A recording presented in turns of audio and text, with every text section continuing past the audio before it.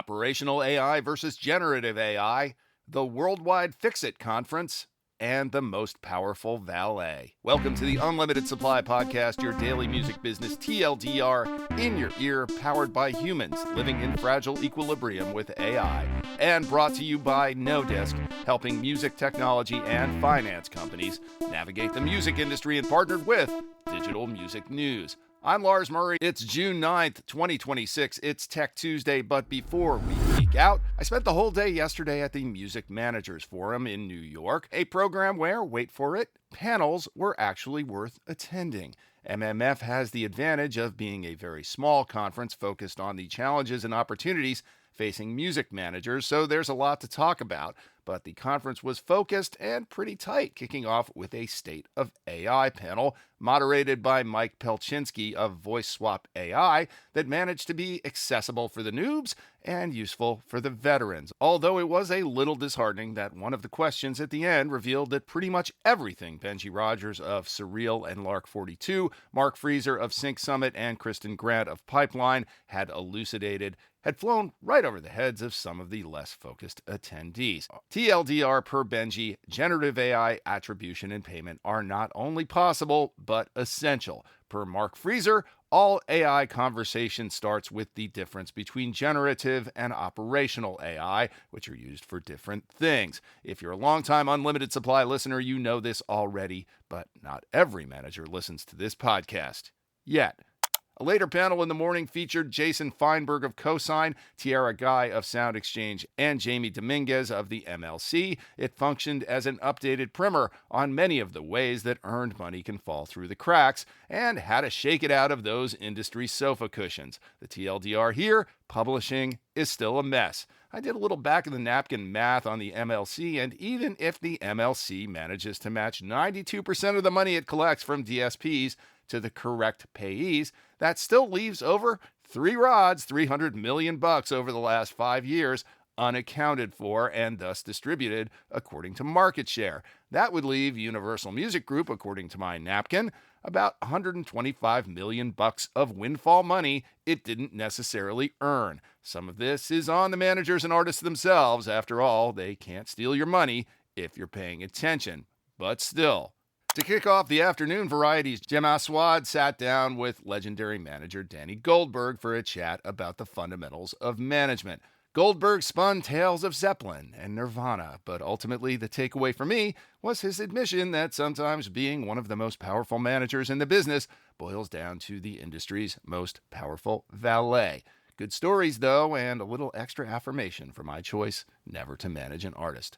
Also in the afternoon, a panel moderated by veteran manager Michael Hausman featured Pete Smolin, who manages They Might Be Giants and OK Go. Not exactly the most mainstream of artists, but certainly some of the most innovative. Also, old friend Rachael Stoewer Poston, currently fractional CMO for a bunch of management clients, and Kei Henderson, former manager of 21 Savage. The TLDR on this one, despite the best efforts of folks like these, it's still news to much of the management community that they really need to be taking on those 360-degree responsibilities that they don't trust labels to handle, including label functions whenever possible. Henderson raised up her old home Azov Management as an example of the way it should work. Hey managers, if you're going to have all the power, you might as well use it. Know your fans and own your data. All in all, big ups to MMF Executive Director Sharon Tapper for putting the whole thing together. Definitely a useful and informative day out of the office. Okay, let's geek out. Out in the bigger world beyond music, yesterday was a pretty eventful day in a meh sort of way. Meh part 1. First of all, OpenAI announced that it was going to go public, following in the footsteps of its big rival Anthropic, which announced the same thing last week. Anthropic has been eating OpenAI's lunch lately, and with SpaceX driving Wall Street absolutely insane, OpenAI probably feels like it's got to get that IPO out there while the getting is good. I'm going to say it right now, and I'm not the only one who's saying it. Scott Galloway, for example, is also saying it. Others are saying it. AI infrastructure is going to get built, and it's going to get used. And if the companies building it are anything like the companies that build the railroads and Internet 1.0, at least a few of them are not going to be around to enjoy the spoils of their huge capital expenditures, even as the rest of the stock market eventually recovers. The only question is, will this bubble deflate gently or pop? And will the rest of us get a soft landing or hit the ground with a thud? I'm convinced it's going to happen. I'd rather be wrong than right in this case, though. Met Part 2, Apple did its big worldwide developer conference prezzo yesterday, and well, when was the last time that got your blood up? Yeah, I thought so. Over at TechCrunch, Sarah Perez had the thing completely sussed out. They might as well have called it the Worldwide Fixit Conference. Senior Vice President of Software Engineering Craig Federighi got to walk this plank instead of new CEO John Turnus, who's taking over from Tim Cook this September. Federighi spent the beginning of the presentation basically telling folks they were fixing sexy things like handling passwords and sorting photos before they got into the big reveal, which was, drumroll please, Siri AI. That's not chocolate and cheese. That's Velveeta and Hershey's milk chocolate. Nothing's going to fix two things you kind of suck at more than mashing them together into one big unpalatable swirl. Is Apple returning to its halcyon days of the mid-90s under John Scully and Gil Amelio? And will the ghost of Steve Jobs swoop down to save us all? Sure, I guess I'm spoiled, but with literal trillions pouring into tech, don't we maybe deserve at least a little joy? Oh well, we still have the Knicks and Zoran. Of course, it could be worse. As for Met Part 3, Apple may disappoint us, but they still can't manage to create the kind of instant detritus that Meta will clutter East Asian landfills with for years to come.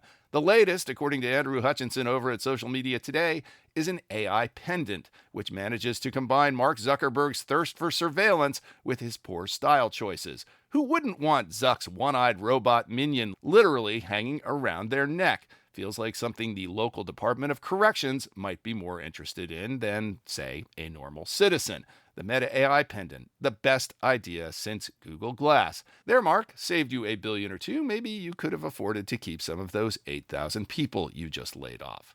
All right, enough salt for the day. I need to catch my breath. It wasn't all dysfunction and dystopia this week. Over at his LinkedIn feed, Justin DeMarco of Mega Labs dug a little deeper on Mark Frieser's generative versus operational AI diagnosis. Justin thinks that the music AI conversation is really not so much about generative AI. AI music is a distraction. The real opportunity is everything else, is the title of his piece. And he lists 10 reasons we shouldn't freak out about AI, but maybe chill out a minute and think about how AI agents will increasingly do things like find lost money, enable video creation, and provide figurative robot arms to marketers. His net, ultimately, AI doesn't change anything, which, depending on your perspective, is reassuring or terrifying. And finally, just for fun on a Tech Tuesday on her Substack, tech writer Joan Westenberg, a.k.a. J.A. Westenberg, wrote the ultimate State of AI circa June 2026 post. I will not spoil it, but it is spot on. There is a link in the show notes. Bravo, J.A. Westenberg. And that's another Tech Tuesday. I'll see you around Indie Week today. Support for Unlimited Supply is provided by you, our listeners, and we have a couple of rewards for your support. If you sign up for a full year of support, you'll get the limited edition Unlimited Supply trucker hat, which we manufactured in limited supplies by popular demand. We did our part and made them. Now we need you to do your part and buy them. The hat is a classic mesh snapback mid-rise trucker cap, sporting the iconic Unlimited Supply merit badge on the front. If you like what you hear, please hit that follow button wherever you get your pods, including now Substack, and drop us a rating and or a review on Apple Podcasts, YouTube, or Spotify, and tell a friend or three too. Links are in the show notes, but you can also visit unlimitedsupplypod.com to sign up for our newsletter, to tell us what you think about the show, to suggest feature ideas, to feed us info, to feed us lunch, to call us out on our dubious assertions, and to tell us what we're missing out on. I'm Lars Murray, and remember, in this business, no conflict means no interest.